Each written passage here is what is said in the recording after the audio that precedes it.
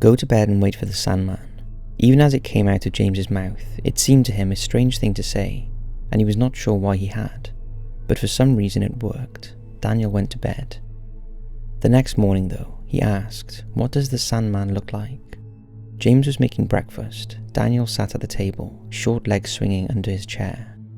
"Nothing really," James said. "It's just an expression." "What does it mean?" "Just something people say." He put a plate of eggs in front of Daniel and kissed him on the top of his head. He thought that would be the end of it, until he saw the Sandman for himself. He was getting ready for bed and stopped by Daniel's room to check on him while he slept, as he often did. It was such a routine precaution that when he saw a pale, naked man sitting on the edge of Daniel's bed, rocking back and forth, it took a moment for him to process what he was seeing. He reacted the way any father would, of course. He ran into the room screaming, and for a moment he thought about attacking the intruder. But then the man on the bed turned, and that's when James saw that it wasn't really a man. It was a pale, slithery thing, hairless and warped, its joints turned the wrong way, and its body out of shape with itself. When it moved, it was like an insane marionette dancing on a stage. James froze. The skittering thing watched him. He felt spreading warmth, and he realised he had wet himself. Only when he remembered that Daniel was still there in bed, staring at the broken-shaped thing, sitting a foot away, did he regain the courage to move. He grabbed Daniel and ran. In the hall, he turned to see if the thing would follow them, but it didn't. For a moment, it watched, and then moved like a stop-motion nightmare. It crawled to the window and jumped out, leaving only the billowing curtains to mark its passing. James had trouble talking to the police. He reported a break-in, but when he asked to describe the intruder, he didn't know what to say. How could he make the ordinary man in the blue uniform sitting at his kitchen table, while two of his colleagues searched the house, understand a thing like he'd seen? He couldn't even understand it himself. To make it worse, Daniel's memory did not correspond to James's. He described an ordinary-looking burglar, a man in a mask, he said. James thought about it. Had it been a mask? No, it would have to have been a full costume. And an elaborate one, something like they would use for a movie, and that would not explain the way it moved. But in the end, he simply echoed his son's testimony. A man in a mask, he said. A burglar. The lie unsettled him almost as much as what had happened. The doctors said Daniel wasn't hurt and showed no signs of molestation. James was relieved. They stayed at a motel for a couple of nights until they felt ready to come home, and then James had a new security system installed, along with bars on the windows. He didn't like the sight of them in Daniel's room, but it seemed like the only thing to do. James was frightened the first night back in the house, but Daniel strangely was not. When asked if he felt okay sleeping alone, he just said yes. In the end, it was James who found himself wishing he were not sleeping alone. He was up all night, listening for the sound of anything moving in the house, although he had convinced himself that his memory was faulty, and that it had been a normal, albeit probably deeply disturbed man in his son's room. When he closed his eyes, even for a moment, he pictured bloodless skin and a twisted, inhuman face. He found himself wondering, why my house? Why my family? He knew, of course, that there didn't have to be a reason, but still he wondered. 2 weeks later, Daniel stopped talking. James didn't notice at first. Kids went through quiet phases sometimes, but eventually he tried to get Daniel to talk, and he wouldn't. Eventually, it became clear that he couldn't. Back to the doctor they went. Nothing wrong with him that we can see, was the diagnosis. Was it the trauma, James asked? Could be, they said. Sometimes these things come on late. Children can be a mystery, even to those who know them best. They recommended a child psychologist, whom James couldn't afford. He could not, for that matter, even afford the bill they were giving to him now. Nothing seemed to help. Daniel would write out answers to questions sometimes, but never more than a yes or no. When James would ask him what was wrong, or if he'd seen or heard anything that frightened him, Daniel would only stare. He seemed furtive and bemused. James found himself missing the sound of his son's voice. Sometimes he wanted to hear it so bad that he ached. But it seemed that Daniel would not talk again until he was ready. James had other things to worry about too. He was convinced beyond reason that the intruder was not really gone, though the alarm never went off and the locks and bars remained undisturbed. He was sure that he heard movement in the night. Not normal movement. There was a sound like a huge snake slithering through the house. When he heard it, he imagined horrible things. Nothing was ever there when he went to investigate, though he often thought he glimpsed something just out of the corner of his eye. A pale foot or a misshapen shadow that would slink away as soon as he turned. He rarely slept, and when he did, he had haunted dreams. Soon he realised he had not left the house in weeks except to go to the bank and buy groceries.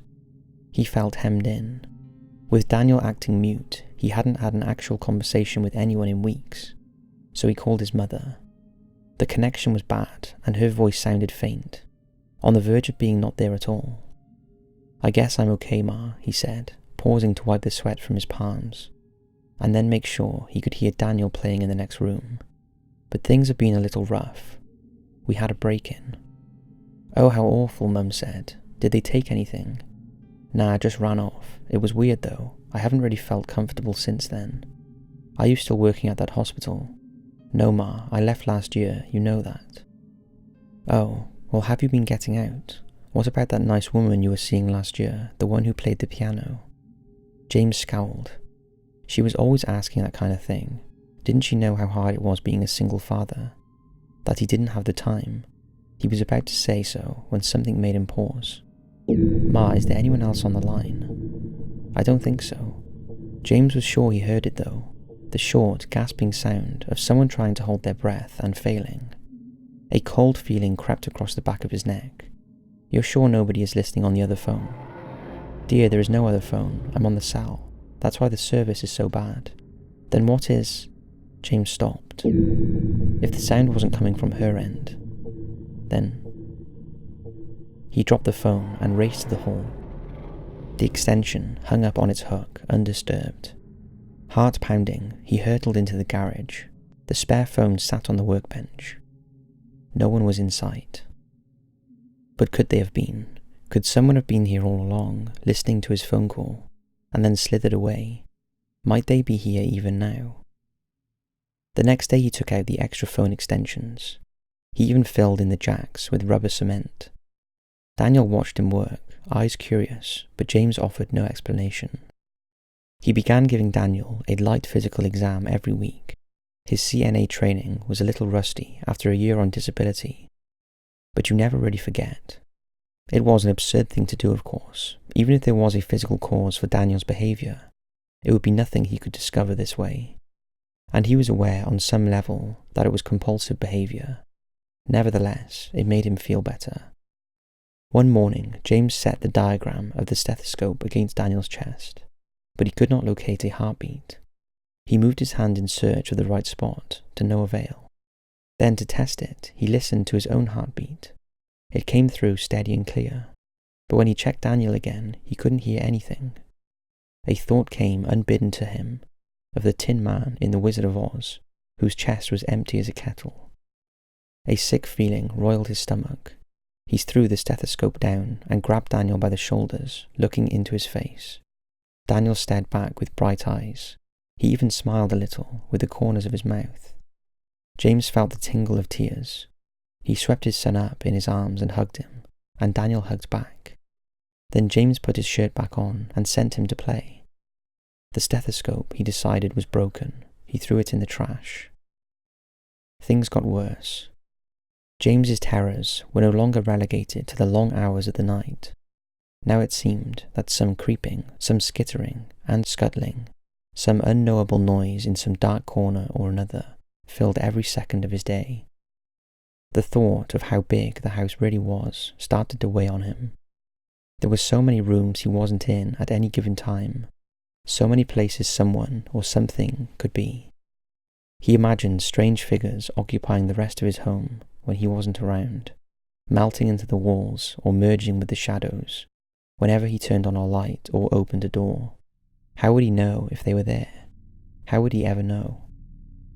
Soon, he didn't even have to be outside of a room to imagine it. When he walked up the stairs, he pictured pale figures lurking beneath them. When he went down the hall, he pictured a crawling thing slithering behind the walls, shadowing his every step. If he sat too long in the same chair, he imagined that it was right behind him. And he was never comforted when he turned around and found nothing there, as he could only guess that meant it had moved swiftly and silently behind him once again. Wherever he was not looking right now, that was where he imagined it to be. He was losing his mind, he knew. The only thing that helped him cling to sanity was that Daniel seemed undisturbed. Other than his muteness, his behaviour was perfectly normal, and whenever he seemed to sense that his father was troubled, he would hug him, or squeeze his hand, or even smile. Sometimes when he left the room, James cried. One night he found himself creeping around the house with no lights on at 2 o'clock in the morning. If the intruder thing had taken to violating his daytime activities, then he would get revenge by confronting it on its own terms, the night. And really, night was no more frightening to him now than day. They were almost interchangeable. He paddled barefoot down the halls, up the stairs, in and out of disused rooms. Sometimes he stopped to listen, hoping to locate it by sound. It was a stealthy, creeping thing, he knew, but it was awkward at times, and it couldn't always keep its strangely shaped limbs from making their distinct, irregular footsteps. The smallest noise would give it away. There was one room he suspected it spent most of its time in, the spare bedroom. Not a bedroom at all, really, more like a closet, just large enough to accommodate a bed, if one was so inclined. It was unpainted and uncarpeted and drafty. He'd always meant to fix it up. He didn't come in here very often because he disliked the bare, unused look of it. It made him think of a partially dissected corpse. He came in now, though. If the thing made its nest any one place in the house, this would be it. Of course, there was nothing there now, but that didn't mean there was nothing there. He cursed, running a hand through his sweat-damp hair. What was he missing? How did it hide from him? What was its secret? He peered into the room's empty corners, one by one, getting his face a few inches from the plaster and floorboards so that he could be certain that there was no space for it to conceal itself. The light bulb flickered. He froze. My God, he thought, it's on the ceiling. He pictured it crawling above him like a huge pale lizard. That's how it gets around, he thought. That's how it escapes any time I should have it cornered. It just scuttles up the wall and hides right over my head. He imagined it dangling down behind him like a spider. If I turn around, he thought, it will be there, hanging with its face right next to mine. He held his breath. He did not want to turn around, but he had no choice. It was between him and the door. With a quiet sob, he rounded his heels. Of course he was alone. There was no man on the ceiling. He checked twice. Maybe it crawled out and was waiting for him in the hall. But when he checked there, the coast was once again clear. It should have been a relief, but it was not. After all, it had been in here somewhere. If the ceiling was not its trick, that just meant it was something else. Something even more strange, even more clever. He went to Daniel's room. He had not stopped checking on him at night, like he always had. This time, though, rather than open the door, he listened at first, pressing his ear against the grain of the cheap wood, and holding his breath. Terrified that he would hear a skittering sound on the other side of the barrier. What he heard instead shocked him more. Daniel was talking to someone. James recoiled for a second, and then, when he'd caught his breath, he all but kicked the door in. Daniel was already awake indeed, sitting up in bed, but he was not saying anything now. The light flashed on, and James stalked halfway into the room before stopping, suddenly torn. What did he want more? To confirm that his son could speak again, or to find whomever he was speaking to? The creak of a door hinge settled the matter for him. He ran to the closet and threw it open. There was nothing inside, or at least nothing that shouldn't be there. He swept aside clothes on their hangers, but nothing was hiding between them. He then dragged the toy box out and emptied it on the floor. Nothing. He combed along the bare walls and floor, and yes, the ceiling, pushing aside every last bit of rubbish and stray knick-knack, so that he could be sure, absolutely sure, that nothing was hiding. All the while, Daniel watched him. After a few minutes, James was panting and covered in sweat, and the closet was bare, and there were neither intruders nor answers inside. It struck him as funny, somehow, and he started to laugh very quietly. He kicked his son's toys out of the way as he went to sit down on the bed, dazed. He became aware all at once of several things, first being that he had not slept in days and was nowhere near his right mind. The second was how close he'd come to really losing it for good. Tomorrow, he decided, they would both sleep until the afternoon, and when they did wake up, he and Daniel would get out of this creaky old house.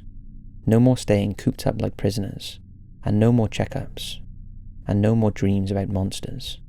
He would even take the bars off the windows. It was time to get back to living like real people again. James saw it when he brushed a hand through Daniel's hair. He pulled Daniel a little too roughly closer. His son accosted to the examination without fidgeting or complaint.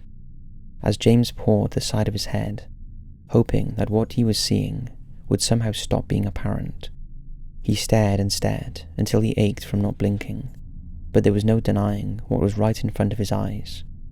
Daniel was missing an ear. When he realized, with mounting nausea, both ears. There was no injury, no incision, no mark where they should have been, simply smooth, blank flesh. As blank as Daniel's quiet, undisturbed demeanour. James swept him up in his arms and ran into the hall. He was not sure where he was going or what he meant to do when he got there. He just knew that there was now nothing more important than getting his son out of that house. But their path was cut off. A naked man sat in the hallway with his back to them. No, not a man. James recognized its stretched limbs and stooped shoulders. The pale thing squatted on its haunches, rocking back and forth like it was palsied. It almost seemed to be in pain. James hugged his son closer and backed away. Then he heard Daniel's voice, "Daddy." James turned to Daniel and he heard the voice again, "Daddy." But Daniel's lips hadn't moved. James looked back at the hunched figure. Its head jerked when it talked, like a tick. "Hello, Daddy." James's mouth went dry. It took several tries before he could speak. "Don't call me that." "It is the voice's name for you. Go away, leave my family alone. But I am your family." The longer it talked, the more the voice became distorted and blurred. An icy feeling nestled in James's stomach. "Who are you?" "Someone who came to visit." "Why here?" "You invited me." James's heart thudded against the inside of his chest. "Why?" "I had something you wanted." James licked his dry lips. "You're lying. You don't have anything I want. I want you to leave and never come back." "Who is Daniel's mother?" James blinked. "What?" "Who is Daniel's mother?" What the hell kind of a question is that? How old is Daniel? James blinked again. The thing's voice caused a pinching pain in the centre of his forehead. "Stop asking me these things." "When is Daniel's birthday?" "I don't know." "What is his middle name?" "Shut up." "What was his first word?" "I said shut up." James wanted to tear the thing apart with his bare hands. Only the heaviness of Daniel in his arms kept him where he was. "You were alone. You wanted a son, so I made one for you." James's hands began to shake. "That doesn't make sense. Made out of what?" "Out of myself." James's stomach turned over, but now I need those parts back. Daniel picked up James's shoulder to get his attention. Something was strange about Daniel's face. "Danny, open your eyes." Daniel scrunched his eyes shut tighter. "Open your eyes, Danny. Danny, open your eyes. Open your eyes." Daniel shook his head, trying to refuse, but he couldn't hold it forever. Eventually his eyelids flicked up, and James saw the truth. Daniel's eyes were gone. James almost dropped him. For a second he wanted to throw his son down, so that he could stop looking into those empty holes in his face. Daniel opened his mouth, as if to speak, but of course he had no voice. "He is coming back, to be part of me again." "No, no, give him back, give him back." "I cannot. It has been too long. I warned you this would happen." "You're lying, you're lying. You're a liar. Give me back my son. Give him back. I do not lie. I warned you. You could not exist forever. But you do not remember. You can only remember what I want you to. You forget all the times we have talked. Daniel felt like a doll or an empty bag. His hair was falling out, disappearing before it touched the ground. His hands vanished into his sleeves, and his feet rolled up inside his pant cuffs. James cradled the tiny, shapeless thing, tears streaming down his face. Soon he held a pile of empty clothes, and then those too were gone. He looked around the house. Toys disappeared, photos vanished from their frames. Daniel's little shoes were no longer by the door. James turned towards Daniel's room and confronted a wall where the door should be. He groped the blank surface, fingertips scrambling. He hit his head against the wall. The pain didn't feel real. Why did you do this? It was what you wanted, and I learned so much. This is impossible. People will ask. People will wonder. The police, the hospitals, the people in the neighborhood. They have already forgotten him. They only remembered what I wanted them to, like you. James pressed his hands to his aching skull. Will I at least remember him after this? You can try, but your mind will fail you. Now that everything he was is part of me again. James sat on the floor, looking at the blank wall. Out the corner of his eye, he saw the thing creep towards him, and even felt its wet hand on his shoulder, but he did not look at it. If I won't remember any of this, he said, then why tell me? Because a father should know. And then James was alone. Abigail worried about James sometimes. When they met a year ago, he said that he'd never been married, and he'd never had kids. But there was a certain pained expression he assumed when he said the last part. Abigail knew that look. She'd had parents who'd lost children before. You learned to recognize it. And there were other things about him that worried her too. Sometimes she would find him staring at a particular spot on the wall, brow furrowed in concentration. He did not seem to realize he was doing it, and of course, there was the insomnia, and the sleepwalking to consider too. Yes, there was lots to worry about, but she loved him all the same. James still said he'd never had kids, and neither had she. She'd long wanted one, but it was impossible, and she worried that James wouldn't stay with a woman who couldn't be a mother, though he constantly assured her that it was not so. There were times, and more often of late, when James took to sleepwalking, and even Abigail imagined that she heard strange scuttling noises in the house, and saw impossible shapes in dark corners. When she thought she would do anything, absolutely anything, if it meant having a little daughter for she and James to raise. And at those moments, she became truly afraid, but she never knew why.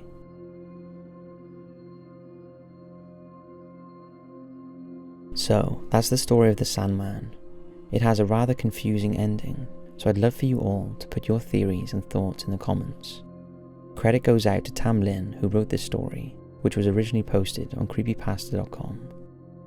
If you enjoy these horror narrations, then let us know, because it's something we will continue, especially the long format versions. They're perfect for putting on your headphones, going for walks at night, or if you're really brave, listening to them before bedtime in the pitch black. We hope you've enjoyed, and we'll see you in the next video.